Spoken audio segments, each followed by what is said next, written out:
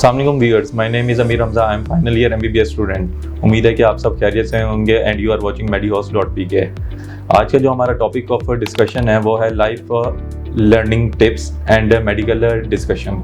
तो उसके लिए जो हमारे पास गेस्ट ऑफ ऑनर हैं, तो डॉक्टर्स के अंदर बहुत बड़ा नाम है डॉक्टर जावेद इकबाल, वो आज हमारे साथ मौजूद हैं। अस्सलाम वालेकुम सर, क्या हाल है? अल्हम्दुलिल्लाह। बेटा पहले तो मैं आपको ये बताना चाहता हूँ कि ये जो मोटिवेशनल स्पीकर की टर्म है ना, यस सर, ये बहुत ही मिसनोमर है और मैं अपने आप को बिल्कुल क्लेम नहीं करता और आपसे भी रिक्वेस्ट करूंगा कि ये बिल्कुल क्लेम ना कीजिएगा। ओके। क्योंकि जब हम कहते हैं ना मोटिवेशनल स्पीकर, इसका मतलब है कोई ऐसा स्पीकर भी होता है जो नॉन मोटिवेशनल स्पीकर होता है। Motivational speaker, every speaker has to be motivational, यानी जब वो बात करता है तो उसका कुछ ना कुछ इन्फ्लुएंस है। ऐसे और जब हम मोटिवेशनल स्पीकर कहते हैं तो हमें ये लगता है कि ये ना एक प्रोफेशन है और ये एक प्रोफेशन होता है। बाद में सर मैं मोटिवेशनल स्पीकर बनना चाहता हूँ, वैसे जैसे मैं धोबी बनना चाहता हूँ, जैसे मैं मतलब मोची बनना चाहता हूँ, या जैसे मैं या डॉक्टर बनना चाहता हूँ, ये कुछ भी प्रोफेशन। तो इसलिए ये बड़ा मिसनोमर है। तो बस we are all students, some of us are advance students और some of them are beginners.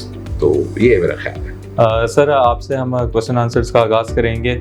आजकल जिस तरह से मुल्क के अंदर इकोनॉमिक क्राइसिस आए हुए हैं, इस दौर के अंदर MBBS, BDS या मेडिकल रिलेटेड कोई भी प्रोफेशन सेलेक्ट करना क्या बेहतर ऑप्शन है?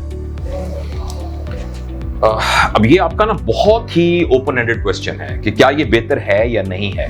तो नॉर्मली इस तरह के सवाल के जवाब में तो ना बेहतर है, बेहतर नहीं है, यही ना ऑप्शन यस और नो की ऑप्शन है। Yes sir. तो आपके सवाल का जवाब यस और नो में नहीं दिया जा सकता। इट इज वेरी इंडिविजुअलिस्टिक कि एक बंदा जो डॉक्टर बनना चाहता है वो उसकी क्या ऑब्जेक्टिव है, वो क्यों डॉक्टर बनना चाहता है।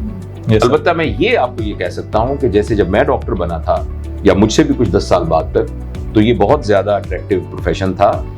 आपकी जिंदगी बड़ी जल्दी आप सेट हो जाते थे, फाइनेंशियली भी आपको कोई प्रॉब्लम नहीं होता था। लेकिन आज गालबन इस प्रोफेशन को ज्वाइन करने की एक रीजन है बस, सिर्फ मेरे ख्याल में वो रीजन ये है कि अगर ये मैंने ज्वाइन नहीं किया तो मैं इसके अलावा कुछ नहीं करूंगा। यानी समवन हैज अ पैशन कि मैंने तो बनना ही डॉक्टर है, यस सर, इसके अलावा कोई नहीं। अगर इससे कम पैशन है ना, आप इस तरह से गेज करते हैं कि इसमें मैं सेट हो जाऊंगा, जल्दी पैसे आ जाएंगे, मेरा क्या होगा, तो वो बात अब नहीं है। इसलिए कि अब आप हमारे यहाँ बड़े मिसप्लान्ड है सब चीजें। सरप्राइजिंगली अभी भी अगर आप WHO का क्राइटेरिया देखेंगे तो पाकिस्तान की जितनी पॉपुलेशन पर एक डॉक्टर होना चाहिए, अभी भी डॉक्टर कम है। लेकिन हमारे डॉक्टर सारे कंसंट्रेट हो गए अर्बन एरियाज के अंदर, एक बात। और दूसरी बात यह है कि हुकूमत की सतह पर डॉक्टरों को इस तरीके से एब्जॉर्ब करने का कोई सिस्टम एग्जिस्ट नहीं करता। एग्जैक्टली। तो लिहाजा अब डॉक्टर बनना है तो उसकी सिर्फ एक रीजन है कि आपका पैशन बहुत स्ट्रांग है।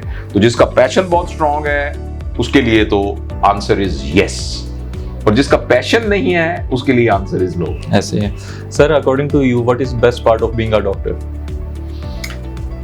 बेस्ट पार्ट देखो, डॉक्टर जो है ना वो सबसे पहले एक ह्यूमन बीइंग है।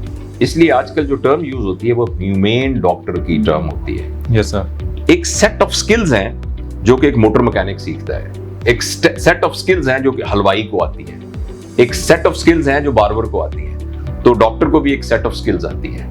लेकिन डॉक्टर और इंसानों के अंदर फर्क यह है कि जिसके साथ डॉक्टर डील कर रहा है ना, वो एक ह्यूमन बीइंग है जिसकी फीलिंग्स है, जिसके एहसास है। अगर आप एक मोटरसाइकिल का मैकेनिक मोटरसाइकिल को सही ठीक नहीं कर सकेगा तो मोटरसाइकिल नहीं काम करेगा, तो मोटरसाइकिल की कोई बीवी नहीं है जो बेवा हो जाएगी, मोटरसाइकिल के कुछ छोटे छोटे ट्राईसाइकिल बच्चे नहीं हैं जो यतीम हो जाएंगे। ऐसे ही है। लेकिन अगर हमने अपनी गलती की वजह से या हमारी नेग्लिजेंस की वजह से या विलफुल किसी नेग्लिजेंस की वजह से अगर खुदा ना खास्ता किसी ह्यूमन लाइफ को हमने हिट कर दिया, इमोशनली हिट कर दिया या एक्चुअली फिजिकली उसको कर दिया, तो उसका जो फॉल आउट है वो बहुत ज्यादा है।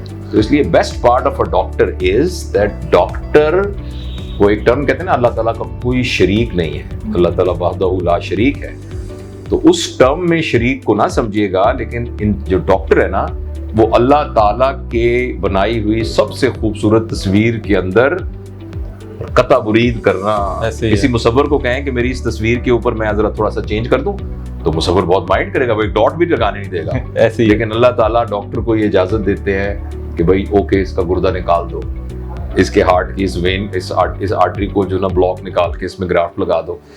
तो ये कितनी बड़ी रिस्पॉन्सिबिलिटी है। तो best part of being a doctor is that doctor does a thing जो कि अल्लाह के नायब को करनी चाहिए। सर जो अब ट्रेंड आ रहा है उसके लिहाज से आपको क्या लगता है कौन सी स्पेशलाइजेशन बेहतर रहेगी आगे इन फ्यूचर डॉक्टर्स के लिए? देखो बेटा, ये भी सवाल आपका ना जो ट्रेंड वाला है, ट्रेंड क्या होता है? बेसिकली मोस्टली आस्क्ड, लोग पीछे लगे जाते हैं। ऐसे ही है। अगर आप इस वक्त मुल्तान में बेहतरीन किस्म की कुल्फी की दुकान खोल लें और आप जैसी कुल्फी पूरे मुल्तान में कहीं नहीं होगी, तो लोग कराची से जब लाहौर जाएंगे तो गाड़ियां रोक रोक के आपकी दुकान से कुल्फी लेना शुरू कर देंगे। ऐसी है। अब आप किसी को कहें कि कुल्फी का कोई स्कोप है, तो अगर आप बहुत एक्स्ट्रा ऑर्डिनरी कुल्फी बना लेते हैं तो कुल्फी का बड़ा स्कोप है। अच्छा, अगर आप फजूल सी कुल्फी बनाते हैं तो उसका कोई स्कोप नहीं है। ऐसी है। Same is with medical profession. अगर टॉप पर हमेशा जगह खाली होती है, हर स्पेशलिटी के टॉप पे जगह, अगर आप K2 जाना चाहें ना, किसी पटवारी से इजाजत लेने की जरूरत नहीं है, किसी से कुछ सर्टिफिकेट लेने, आप वहां जाके ना K2 के ऊपर जो मर्जी जा रहे हैं, आप जाके कहें मैंने 1 साल K2 पे रहना है ना, आपको कोई किराया नहीं देना पड़ेगा। तो टॉप जो होता है ना, उस पर जगह हमेशा खाली होती है, आपको किसी से रजिस्ट्री करवाने की जरूरत नहीं है, आप टॉप पे जाके बेशक कब्जा कर लें। ऐसे ही है। ठीक है ना, लेकिन बशर्ते कि आप टॉप पे जाएं। तो आप किसी भी प्रोफेशन में ये जो कहते हैं ना, बताएं स्कोप किस में है, इसमें अगेन वही माइंड सेट होता है, पैसे किस में आएंगे, इसको हम स्कोप कहते हैं। जी सर। और यही माइंडसेट जो है ना, ये बहुत ही ट्रबलिंग माइंडसेट है। तो स्कोप का मतलब ये है कि हर स्पेशलिटी का स्कोप है। अगर लोग पूछेंगे ये बताएं इस वक्त मुल्तान में सबसे बड़ा डर्माटोलॉजिस्ट कौन है, अगर आप वो हैं तो बड़ा स्कोप है, और अगर आप एक मीडियोकर से डर्माटोलॉजिस्ट है तो फिर कोई स्कोप नहीं है। यही ऑन्कोलॉजी का है, यही तमाम चीज़ों का स्कोप है। सर आर्टिफिशियल इंटेलिजेंस इंट्रोड्यूस हुई है, तो आप आर्टिफिशियल इंटेलिजेंस को डॉक्टर्स के साथ कैसे देखते हैं, या आर्टिफिशियल इंटेलिजेंस वर्सेस डॉक्टर कैसे देखते हैं? Artificial intelligence is not versus anybody. Artificial intelligence is a synergistic tool, जिसको अगर हम इस्तेमाल करें, जैसे छुरी जो है ना, it is not human versus churi. Yes sir. लेकिन अगर आपको छुरी का इस्तेमाल नहीं आता ना, तो आप अपनी उंगली काट देंगे। ऐसी है। Motorcycle is not motorcycle versus the passenger.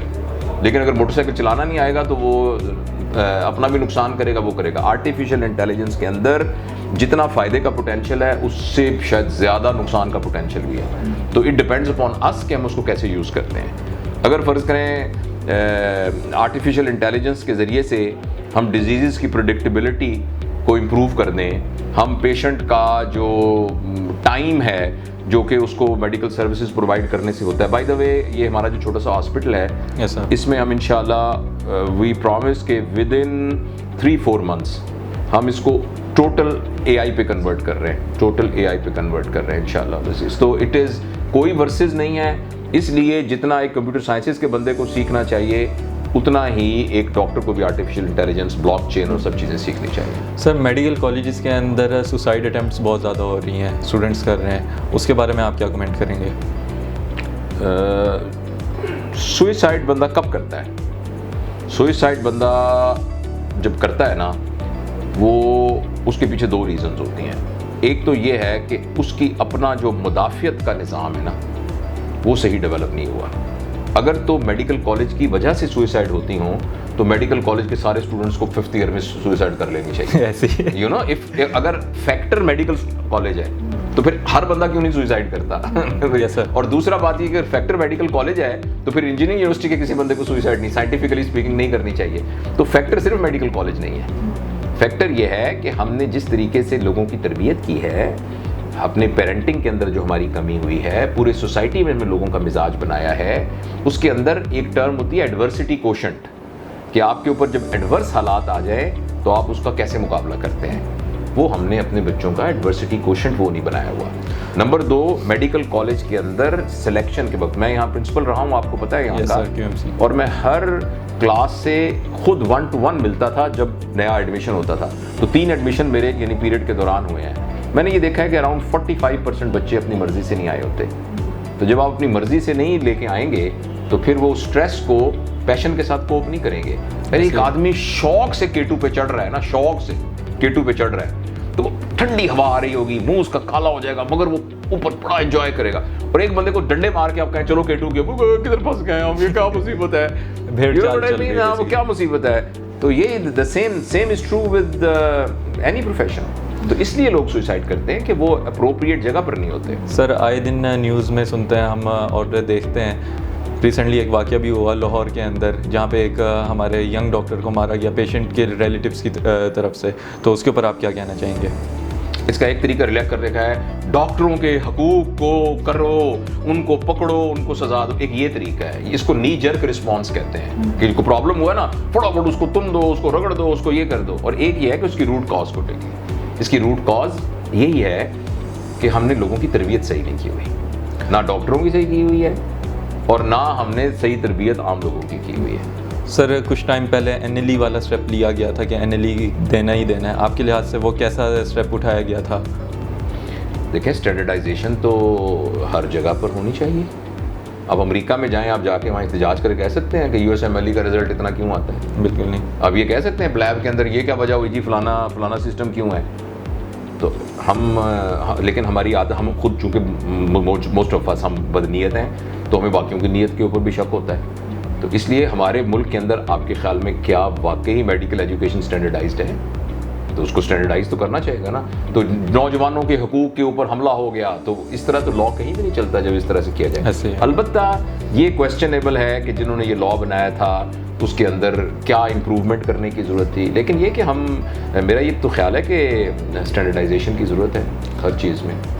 Sir मुल्क के अंदर बहुत ज़्यादा मायूसी छाई हुई है और जहाँ पे कहते हैं बहुत ज़्यादा हमने सुना है कि डॉक्टर्स या इंजीनियर्स या टेक्निकल हैंड जितने भी लोग हैं वो बाहर मूव कर रहे हैं नौकरियों की तलाश में।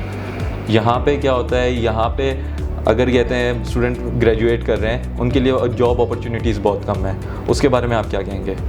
जी, आप इसमें कोई दूसरी राय नहीं। पाकिस्तान के अंदर हालात ख़राब हुए हैं, जॉब अपॉर्चुनिटीज़ कम हुई हैं और इत्तेफाक से फिर लोग जो हैं, जिसको पंजाबी में कहते हैं ज़रा थोड़ दिला एक लफ्ज़ है, पता नहीं उसका उर्दू का क्या लफ्ज़ बताऊँ मैं या इंग्लिश का क्या बताऊँ, कि कुछ मतलब है लोग हैं भी थोड़ दिले ना बहुत जल्दी से। और दूसरी बात यह है कि ना, अब एक अम्मी है ना किसी की, वो उल्टियाँ कर रही है, अम्मी का ना पेशाब पखाना बेड पे निकल जाता है और अम्मी के मुंह से भी बू आ रही है, बूढ़ी है ना बेचारी, खा पी नहीं सकती। तो अब ज़ाहिर है बच्चे कहते हैं यार गंद में मैं कैसे बैठूँ, तो इसलिए लोग चले जाते हैं क्योंकि वो गंद में नहीं बैठ सकते।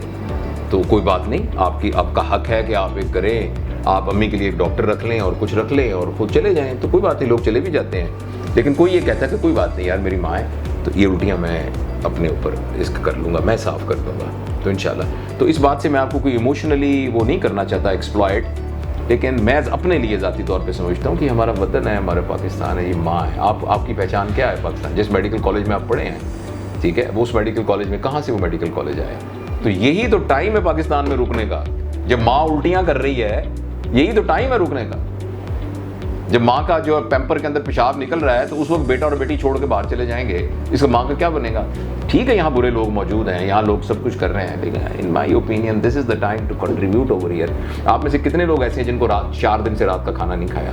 या ज़िंदगी में कोई ऐसा दिन याद करें जब आपको रात को खाना नहीं मिला था? आप में से कितने लोग ऐसे हैं जिनके पास पहनने को कपड़े नहीं थे? आपको तो सब कुछ खाने को मिलता है। आपके घर में से किसका घर ऐसा है जिसके घर में एयर कंडीशन नहीं है? आप में से 8-10 लोगों में से कौन है जिसके पास गाड़ी नहीं है? और क्या चाहिए आपको? आप में से कितने लोग ऐसे हैं जिनका अपना एक कमरा नहीं है? तो क्या है? आपके पास कितने लोग ऐसे हैं कि कहीं भी जाना चाहें जा सकते हैं? और आपको क्या चाहिए? तो अगर आप मुतमईन ही नहीं हो रहे, तो यही तो टाइम है पाकिस्तान में रुकने का। यही तो टाइम है जिसमें यूथ ने हाथ पकड़ के कहना है हमने रहना है इधर, इंशाल्लाह हम इधर रह के और इंशाल्लाह हम अपने तौर पे ऑर्गेनाइज करेंगे। जब मैं डॉक्टर बनूंगा तो मैं वैसा डॉक्टर नहीं बनूंगा जिससे लोग शिकायतें करते हैं। हम सब कह रहे हैं ना कि डॉक्टर ये, तो भाई डॉक्टरों से लोगों को शिकायतें हैं ना। ऐसे लोग दवाइयों की कंपनियों से कमीशन लेते हैं कि नहीं लेते हैं? बिल्कुल। अपने प्रिस्क्रिप्शन पैड जो है ये मेडिकल कंपनी वालों से छपवाते हैं कि नहीं छपवाते हैं? ऐसे ही है। तो ये सारे हम लोग ही कर रहे हैं ना, सारे के सारे। तो यही टाइम है जिसमें हम ये कहेंगे कि मैं कमीशन नहीं लूंगा, मैं किसी लैब को कमीशन नहीं दूंगा, मैं किसी मरीज के साथ कॉन्फ्लिक्ट ऑफ इंटरेस्ट वाली बात नहीं करूंगा। तो ये तो टाइम, लिहाजा ये बाहर से जा रहे होंगे, जाते रहें, जो लोग जाना चाहें चले जाएं, लेकिन बेटा मैं इसकी माँ का कौन ख्याल रखेगा? माँ सिर्फ इसलिए कि उसके मुंह से बदबू आ रही है तो घर छोड़ के चले जाना तो बहुत बुरी बात है। सर हेल्थ सेक्टर के अंदर आप क्या क्या चेंजेस करना चाहेंगे अगर आपको अपॉर्चुनिटी मिले? हेल्थ सेक्टर में सबसे अहम चीज़ लोगों के रवैये को ठीक करना है। हेल्थ सेक्टर में पैसे का कोई प्रॉब्लम नहीं है। अभी आप पेरिफेरी में जाके देखें, डॉक्टर ड्यूटी पे मौजूद ही नहीं होगा। ठीक है। वो जब मैं यहाँ प्रिंसिपल था, मेरा एक दोस्त अमेरिका में रहता है, वो आया था, वो क्वालिटी एश्योरेंस का एक्सपर्ट था। तो वो आया, मैंने कहा यार मैं प्रिंसिपल था तो मैं अपने जाने नए आइडियाज़, तो मैंने कहा ज़रा पता तो करो कि मैं क्या और कर सकता हूँ। तो उसने कहा छोड़ो यार, मैं हॉलीडेज़ में आया हूँ। तो मैंने कहा नहीं फिर भी। तो उसने 3-4 दिन रैंडम विज़िट किए, और विज़िट करने के बाद उसने मुझे रिपोर्ट दी। उसने कहा कि आपके अस्पताल में जो एवरेज कंसल्टेंट है ना, वो 3.5 घंटे आता है रोज़ाना, जबकि तनख्वाह लेता है 8 घंटे की। ऐसे है। हाँ, तो फिर तो चेंजेस क्या लेके आनी है आपने? चेंजेस लेके आनी है, डॉक्टरों का रवैया ठीक होना चाहिए। सबसे ज़्यादा जब कोई शिकायत करता है ना अस्पताल में, पता है कौन करता है? जब किसी डॉक्टर का रिश्तेदार बीमार हो। डॉक्टर जब अपनी माँ को लेके जाता है ना, तो फिर बड़ी शिकायतें करता है।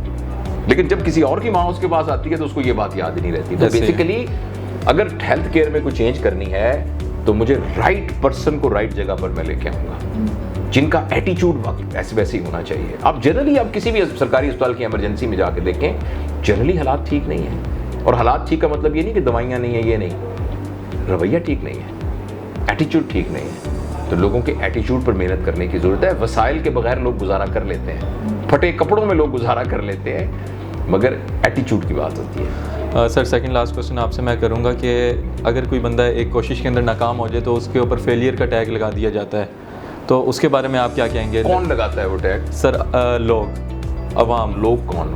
हु लोग? जब आप रो रहे होते हैं लोग आपके साथ रोते हैं। बिल्कुल नहीं। जब आप तकलीफ में होते हैं तो लोग होते हैं साथ आपके। तो वाई यू बॉदर अबाउट लोग? वो जो मिस्टर लोग जो है ना, इसको जान निकालने हैं। लोग क्या कहते हैं? लोगों का काम ही कहना है। मुझे ये बताओ, जब आपको दर्द होता है सर में, तो बाकी लोगों के भी सर में दर्द होता है? बिल्कुल नहीं। तो फिर तो ये आपकी अपनी वीकनेस है। देखें, फर्क है इंसान के अंदर और चाबी वाली बत्तख के अंदर, कि चाबी दी तो टक टक टक टक टक, जब चाबी खत्म होगी तो बंद हो गई। तो अगर हम अपनी सारी की सारी एस्पिरेशन लोगों से ले रहे हैं, लोग हमें क्या कहेंगे, तो फिर माफ कीजिएगा, हम तो चाबी की बत्तख हैं। दुनिया में 3 तरह के लोग हैं। एक है डिपेंडेंट लोग। डिपेंडेंट लोग ये थे, उसने मेरी बड़ी तारीफ की, सबने कहा बड़ा अच्छा सूट पहना हुआ था, सबने मेरी बड़ी तारीफ की। ये बहुत लो लेवल है। Yes sir. और एक है इंडिपेंडेंट लेवल, मैं किसी की परवाह नहीं करता, मैं जो मेरी मर्जी होगी मैं करूँगा। इस लेवल में भी ना सक्सेस स्टोरीज थोड़ी हैं, फेलियर ज़्यादा है। लेकिन एक तीसरी तरह के लोग हैं, वो हैं they are not dependent, they are not independent, they are positive interdependent. आपकी तरक्की से मेरी तरक्की जुड़ी हुई है, मेरी तरक्की से आपकी तरक्की जुड़ी, तो हमें अपने एटीट्यूड में पॉजिटिव इंटरडिपेंडेंस लेनी चाहिए इंस्टेड ऑफ डिपेंडेंसी। तो ये ना कि मेरे ऊपर टैग लग जाता है तो आप टैग ना लगवाएं। ये बात समझे ना? बिल्कुल। मैं आपको ये पेन दे रहा हूँ, आपकी चॉइस है ना कि ये पेन लें या ना लें। अच्छा, आप बड़े पोलाइटली मुझे कह सकते हैं कि सर मैं ये पेन आपसे नहीं ले सकता, I am really very sorry. अब मैं माज़अल्लाह आपको गाली देता हूँ, यू हैव अ चॉइस। आप कहें प्लीज आप गाली को अपने पास रख लें, मैं गाली नहीं ले रहा, I really don't need it. बिल्कुल। तो if someone gives you a tag, you have a choice. I am sorry, thank you very much, आपने मेरे ऊपर टैग लगाया, लेकिन I am sorry, I am not allow you to put this tag, thank you very much. I hope you get the answer. Yes sir. Sir आखिरी question आपसे करेंगे कि पाकिस्तान के बारे में आप क्या दुआ करेंगे, पाकिस्तान के लिए क्या दुआ करेंगे, और जो नौजवान हैं उनको क्या आप मैसेज देंगे? पाकिस्तान हमारा घर है, हम जो कुछ हैं हमारी पहचान ये है, और दुनिया में हम कहीं भी जाएंगे तो हमें इसी नाम से याद रखा जाएगा, Pakistan American, Pakistani American, Pakistani British. और हमने पाकिस्तान में जो कुछ बुरा हुआ है, पाकिस्तान के जो भी बुरे हालात हैं, उसमें ये नहीं हुआ कि पाकिस्तान के पहाड़ ख़राब हो गए या पाकिस्तान के दरिया, पाकिस्तान ख़राब हो गया ना, तो क्या मतलब पाकिस्तान ये एक जोग्राफी है ना, तो पाकिस्तान के दरिया ख़राब हो गए हैं, पाकिस्तान के दरख्त ख़राब हो गए। क्या चीज़ ख़राब हुई है? पाकिस्तान के लोग ख़राब हो गए। पाकिस्तान के लोग कौन हैं? आप और मैं, या हमारे वालिदैन हैं। कौन ख़राब हुआ है? हम ही ख़राब हुए हैं ना। लेकिन पाकिस्तान के किसी प्राइवेट सेक्टर के अंदर कोई बंदा ख़राब नहीं हुआ। जिसकी 1 दुकानें थी 6 दुकानें बन गई हैं। तो ख़राब तो पाकिस्तान का सरकारी सिस्टम ही हुआ है ना। और सरकारी सिस्टम का कौन डायरेक्टर है? मेरे वालिद, आपके वालिद, आपके चचा, या आप होंगे या मैं हूँगा। तो पैगाम क्या है भाई? पैगाम यह है कि हम काफ़ी अरसे से अपने मुंह पे थप्पड़ मार रहे हैं, फिर कहते हैं मेरा मुंह लाल हो गया, क्या करूँ मैं इसका, ये दर्द हो रहा है, मैं क्या करूँ? खुदा के लिए हम अपना कुछ करें, खुदा के लिए हम पाकिस्तान के लिए रियलाइज़ करें। और दूसरा है कि हम, मेरी जनरेशन से गलती हुई है, आप वो गलती ना करें। अब प्रॉब्लम ये है कि नौजवान उससे बड़ी गलती कर रहे हैं। वो कहते हैं निकलो यहाँ से, निकलो, वापस जाना। आपकी अपनी मर्जी है, मैं आपको मना नहीं कर रहा, आप यहाँ से निकल जाओ, you will have a good life. फिर आपको ना वहाँ जब मुल्क से बाहर जाएंगे ना, और आपके बच्चे सारे ना, अल्लाह करे सब ऐसा ना हो, ऐसा नहीं भी होता वहाँ, लेकिन जब आप को पर्सनल लेवल के ऊपर वहाँ पता लगा ना कि कितनी बड़ी प्राइस देनी पड़ी है, तो उससे बेहतर इसको क्यों ना ठीक करें। ऐसे ही है, आपका एक जोन ऑफ इन्फ्लुएंस है ना, आप किसी जगह के ऊपर एक काम करते हैं ना, किसी दफ्तर में, आप अपने, ये मेरा कमरा है ना, ये छोटा सा है, यहाँ मैं बिल्कुल वैसे बिहेव करूँ जैसे आपने अमेरिका में जाके बिहेव करना है, तो बना ले इसे कोई अपना अमेरिका। ऐसे ही है। तो नौजवानों को कहते हैं कि भाई यही तो टाइम है जब रोती हुई माँ के आंसू पूंछने, और यही आपके भागने का टाइम हो गया। लेकिन माँ रो रही है यार, इसको इसी तरह से फील करो। जिसके पास थोड़ी सी सलाहियत है वो भाग सकता है ना, तो जो आला ब्रेन है वो बाहर निकलता जाएगा, तो पीछे ऐसे मेरी तरह के थर्ड क्लास लोग रह जाएंगे, जो वैसे लो कैलिबर के लोग रह जाएंगे, तो फिर और काम खराब हो जाएगा। ये है, इसलिए नौजवानों से यही है कि भाई ये वो टाइम है जिसमें अपने आप को थोड़ा कनात सिखाओ, और जो आपके मीम्स हैं इसके अंदर अपने आप को मुतमईन समझो। खा रहे हो, पी रहे हो, अच्छा पहन रहे हो, अच्छी गाड़ी में फिर रहे हो, सारी सहूलतें तुम्हारे पास मौजूद है, और तुम्हें क्या लेना है, और वो क्या बनना है तुमने। हाँ, इसके अंदर से अब लोगों को देना शुरू करो, आहिस्ता आहिस्ता अपने जोन ऑफ इन्फ्लुएंस के अंदर बेहतरी लेके आओ। सारे लाल बत्ती के ऊपर कोई गाड़ी ना खड़ी हो रात के 1 बजे, आपको मैंने एक यहाँ गाड़ी रोकनी है, ट्रेंड बना हुआ है कि सारे लोगों ने कमीशन लेना है, ये लेना है, वो करना है, आपको मैंने नहीं करना। So that is this is my message to you. Thank you so much sir, आपने अपना बहुत कीमती वक्त हमें दिया, और व्यूअर्स को यही मैसेज है कि अपने ऊपर से, अपने आप से काम स्टार्ट करें, क्योंकि आप कभी किसी की तरफ पॉइंट आउट करते तो बाकी 4 उंगलियां आपकी तरफ होती हैं। तो उम्मीद है कि आपको ये एपिसोड पसंद आई होगी और काफ़ी इन्फॉर्मेटिव होगी। अपना ख्याल रखिएगा और आपसे मिलेंगे नेक्स्ट एपिसोड में। अल्लाह हाफिज़।